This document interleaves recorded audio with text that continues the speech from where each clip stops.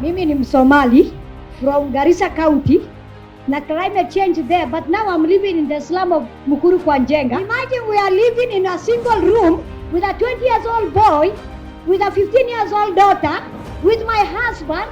Is it possible to sleep together in one room? I got an exchange to go to Tanzania. Went to Vigumbuti. We saw the simplified siwa, and that has been implemented within Mukuru, and it is working, yes, but people who live in Mukuru live hand to mouth. As much as Akiba Mashinani's trust is trying to give little loans to help people connect to the sewer line, we actually need support from the government. To connect sewer, you have to pay. I mean, I really don't see any vulnerable people here. I see strong people. After the declaration of the special planning area, now we have a network that is helping the people of Mukuru to be aware of some of these things that are happening about the climate change. We have organized some of the cleanups. We also have something to do with the drainage system. We are trying to unlock some of the drainage systems that are around us, and also trying to sensitize people not to dump on the river. Once county governments declare an area as a special planning area, they are required to develop plans to address these development challenges. So the county has developed plans for this settlement that address waste management, that address water, that address sanitation, and the government has started opening up the roads so that it can lay the sewer and water infrastructure. Instead of just waiting and living under this kind of conditions, maybe one idea is to mobilize a lot of people here and give them money. Sort of a cash for work and clean these places. So what the people of Mukuru have done, they have developed, it's the first community in the world, they have developed a people's adaptation plan.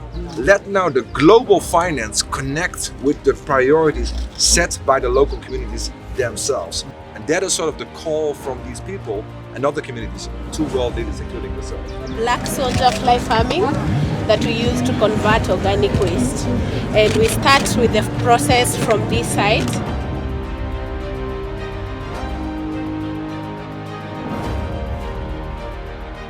In January 2007, that was the first month as a Secretary General of the United Nations.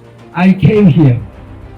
I went to Kibera, and I have seen exactly the same things where people were suffering from abject poverty, poor health, hygienic situations. I am very humbled and sad to have seen almost the same conditions which have not improved much. Therefore, United Nations during my time and even now are trying to mobilize all necessary funding to help Kenyan people, African people, and many other people living in abject poverty to be able to adapt to this crisis situation.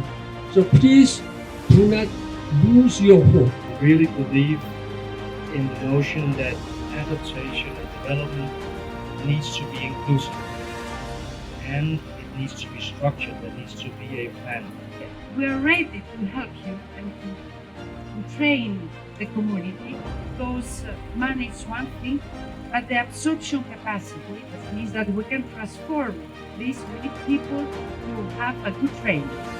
Honorable Secretary General, Honorable Minister, with your support and hopefully with your approval, we also would like today to commit not just to one Black Soldier Fly unit, but to fund out of the Global Center on Adaptation's budget, financed by France, 10 of these units, because these are the solutions we need. Change and have an enduring impact on our planet. Today, as we gather at an institute, appropriately bearing her name, let us remember her words, and I quote her. We owe it to ourselves and to the next generation to preserve the environment, so that we can leave our children a sustainable world that benefits. Although we're all in the eye of the storm of the climate emergency, Africa is ground zero. This morning, Secretary General Ban Ki-moon and I were in Mukuru. The message which you conveyed to me is very clear. Adapt or die. The best hope for our future, the planet's future, lies with the decisions we take now. The Global Center on Adaptation latest report is blunt. It states that adaptation flows to Africa must increase tenfold from $11 billion to $106 billion per year. Not a single country in this world, maybe the richest country in the world, United States, and the richest group of countries, European Union, they cannot do it alone. We have to put all our hands joined on the deck together. That is the only way we can save our planet Earth, and we can keep our generations continue millennia years. The youth of Africa don't need little things being doled out to them. The greatest risk for Africa is not investing in its youth. We have no choice. We have to invest in the youth. And so I'm delighted today, as I said yesterday, to announce here that the African Development Bank, together with the Global Center on Adaptation, are launching right here and now a $1 billion facility Youth Adapt for Africa's youth.